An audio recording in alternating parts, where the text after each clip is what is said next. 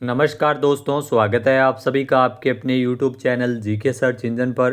तो दोस्तों, आज के इस वीडियो में हम बात करेंगे मुख्यमंत्री युवा स्वरोजगार योजना, जो कि राजस्थान सरकार के द्वारा वर्तमान में संचालित है। इस योजना में लोन कब मिलेगा, ये जानकारी मैं आपको इस वीडियो में देने जा रहा हूँ। इसके अलावा आप सभी ने इस योजना के बारे में ज़रूर सुना होगा। कहीं ना कहीं आपको खुद का रोजगार करने के लिए आवेदन भी इस योजना के द्वारा आपके द्वारा किया गया है। तो इसमें नए आवेदन किस प्रकार से किए जा सकते हैं, कैसे प्रोजेक्ट रिपोर्ट बनती है, कैसे फॉर्म भरा जाता है, पूरी जानकारी आपको इस वीडियो में हम प्रोवाइड करवाएंगे। तो बने रहिए वीडियो के एंड तक। बात अगर दोस्तों इस योजना की जाए तो मुख्यमंत्री युवा स्वरोजगार योजना ये राजस्थान में 12 जनवरी 2026 को जयपुर के सवाई मानसिंह स्टेडियम में राज्य स्तरीय युवा महोत्सव के समापन समारोह में सीएम भजन लाल शर्मा ने मुख्यमंत्री युवा स्वरोजगार योजना का शुभारंभ किया था। इस योजना के तहत प्रदेश के 1 लाख युवाओं को लाभ कितना मिलेगा? 1 लाख युवाओं को स्वरोजगार से जोड़कर उन्हें उद्यमी बनाने का लक्ष्य रखा गया है। खुद का रोजगार स्थापित करने के लिए इसमें लोन दिया जाता है। इस योजना का पात्र होने के लिए राजस्थान का स्थायी निवासी होना आवश्यक है। इसके लिए डॉक्यूमेंट क्या लगता है, तो मूल निवास प्रमाण पत्र है वो इसमें ज़रूरी होता है। राजस्थान के जो निवासी है वो ही इस योजना के तहत लाभान्वित हो सकते हैं। आयु सीमा 18 से 45 साल के बीच होनी चाहिए। 18 से 45 साल के जो युवा है वो उद्यमी बनने के लिए, उनको अपने खुद का रोजगार स्थापित करने के लिए इसमें लोन दिया जाता है। लाभार्थी द्वारा इस योजना के अंतर्गत लाभ प्राप्त करने पर राज्य सरकार की योजना में पात्रता अनुसार इसमें लाभ देय होता है। इस योजना के तहत युवाओं को सूक्ष्म उद्योग स्थापित करने के लिए कितना हाईएस्ट 10 लाख रुपए तक का ब्याज मुक्त ऋण दिया जाता है। बिना किसी ब्याज का 10 लाख रुपए तक का लोन दिया जाता है। यह योजना 31 मार्च 2029 तक प्रभावी रहेगी, यानी 2029 तक योजना है वो चलने वाली है। इसके अलावा इसमें अगर बात करें तो टोटल 1 लाख युवाओं को लोन दिया जाएगा, जिसमें 30,000 युवाओं को इस वित्तीय वर्ष लोन दिया जाएगा, यानी 1 अप्रैल 2026 से लेकर 31 मार्च 2027 तक। इस योजना का क्रियान्वयन उद्योग एवं वाणिज्य विभाग के अधीन जिला उद्योग वाणिज्य केंद्रों के माध्यम से किया जाएगा और वहीं से इसको अप्रूव भी किया जाएगा। उसके बाद में बैंक में लेटर जारी होंगे। कार्यालय आयुक्त उद्योग एवं वाणिज्य स्तर पर योजना के क्रियान्वयन एवं पर्यवेक्षण के लिए नोडल एजेंसी इसमें रहेगा। इस योजना में 100% ब्याज का पुनर्भरण राजस्थान सरकार करेगी। साथ ही 50,000 रुपये तक की मार्जिन मनी और CGMTMSC यानी सूक्ष्म और लघु उद्यम क्रेडिट गारंटी फंड ट्रस्ट शुल्क के पुनर्भरण का भी इसमें प्रावधान किया गया है। इसके अलावा इस योजना के अंतर्गत वित्तीय संस्थानों द्वारा नए उद्यम की स्थापना, विस्तार, विविधीकरण, आधुनिकीकरण, इसके तहत राजस्थान के जो निवासी युवाओं को 100% ब्याज अनुदान इसमें उपलब्ध करवाया जाएगा। इसमें किस प्रकार लोन दिया जाता है, तो जो 8वीं से 12वीं कक्षा है, जी हाँ, 8वीं से 12वीं तक एक कैटेगरी रखी गई है, जिसमें सेवा और व्यापार के क्षेत्र में अगर 8वीं से 12वीं पास है, 8वीं 10वीं 12वीं किसी की भी मार्कशीट आपके पास है, तो 3.5 लाख रुपए तक की अधिकतम ऋण सीमा इसमें सेवा और व्यापार। सेवा क्षेत्र जो सर्विसेज हो गया, जो व्यापार क्षेत्र जो व्यापार होता है, इसमें लेन देन होता है वस्तुओं का, तो व्यापार क्षेत्र ये हो गया। तो यहाँ पर अधिकतम 3.5 लाख रुपए का लोन है वो दिया जाता है 8वीं से 12वीं पास के आवेदकों को। विनिर्माण यानी मैन्युफैक्चरिंग यूनिट स्थापित करने के लिए 7.5 लाख रुपए अधिकतम ऋण सीमा है। इसके अलावा ऋण पर लोन की राशि के 10% यानी अधिकतम 35,000 रुपये तक की मार्जिन मनी सहायता राशि इसमें मिलती है। तो ये मार्जिन मनी है। इसके अलावा अगर बात करें ग्रेजुएट, ITI प्रमाण पत्र धारक या उससे अधिक योग्यता वाले आवेदक, तो सेवा और व्यापार क्षेत्र में ध्यान रखना 5 लाख रुपए की अधिकतम ऋण सीमा है। सेवा और व्यापार के क्षेत्र में जो ITI प्रमाण पत्र जिनके पास में है, योग्यता है।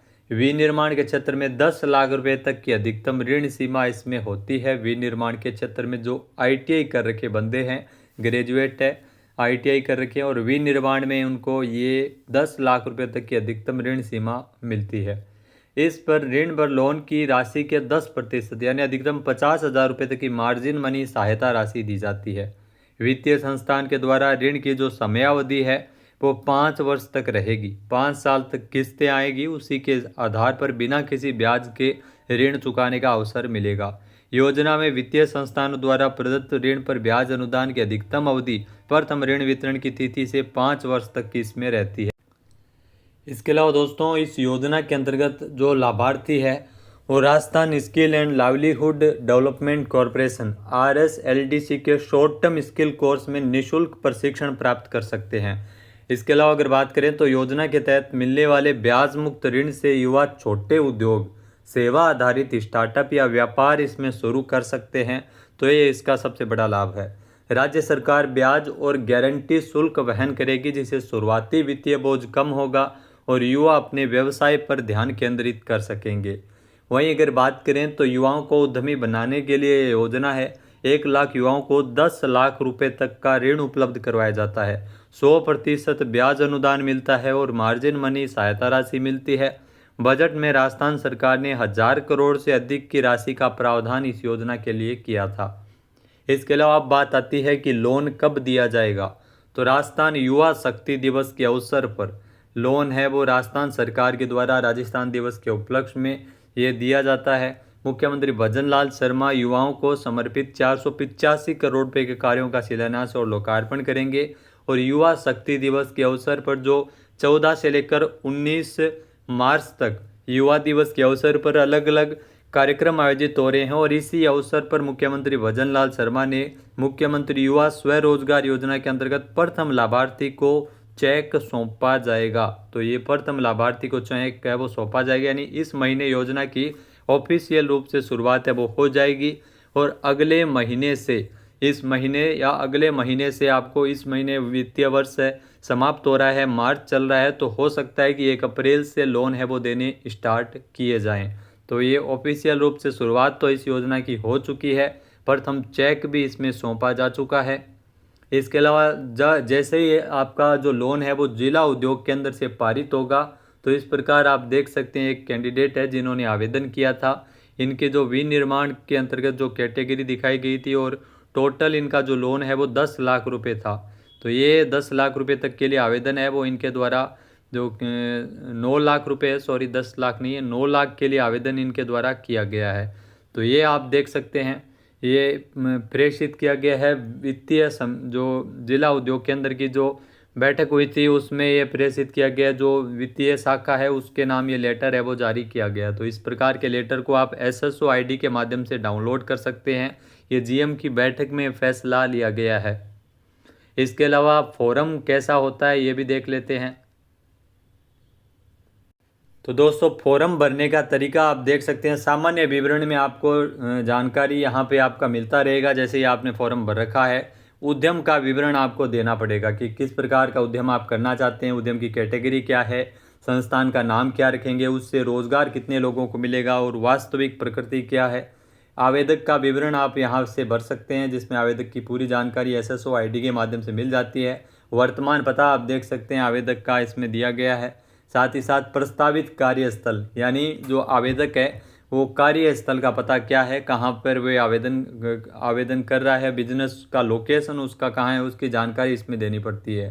इसके अलावा विस्तार और विविधीकरण के संबंध में आपको ये डिटेल भरनी है। नया बिजनेस है तो ये डिटेल आपको नहीं भरनी है। तो 5 लाख रुपए का जिसमें जैसे आवेदन कर रखा है इसमें, और आप देख सकते हैं टोटल इसमें पूरा फॉर्म आपको फिल करना होता है। इसमें होती है 2 पूंजी होती है, एक तो जो फिक्स्ड एसेट होती है और एक वर्किंग कैपिटल होती है, जो व्यवसाय के संचालन के लिए आवश्यक है। साफ साफ यहाँ लिख रखा है। फिर आपको बैंक की शाखा का चयन करना होता है। फिर ये आवेदन करने के लिए आप यहाँ से देख सकते हैं और उसके बाद में यहाँ पे अप्लाई किया जाता है।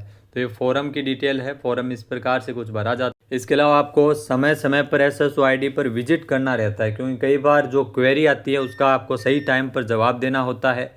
प्रोजेक्ट रिपोर्ट इसमें लगाई जाती है। मेन चीज़ यही होती है कि प्रोजेक्ट रिपोर्ट आप किस प्रकार से बनाते हैं अपने व्यवसाय को लेकर, जो नवीन व्यवसाय कर रहे हैं या रनिंग में कोई व्यवसाय है।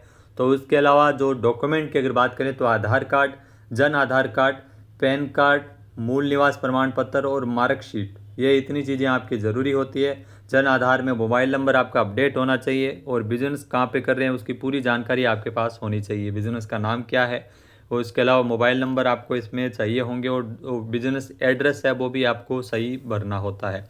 तो इतनी चीज़ें आपके लिए काफ़ी महत्वपूर्ण है। अगर आपको फॉर्म भरवाना है या प्रोजेक्ट रिपोर्ट बनवानी है तो आप हमसे संपर्क कर सकते हैं। नंबर है 8955998445।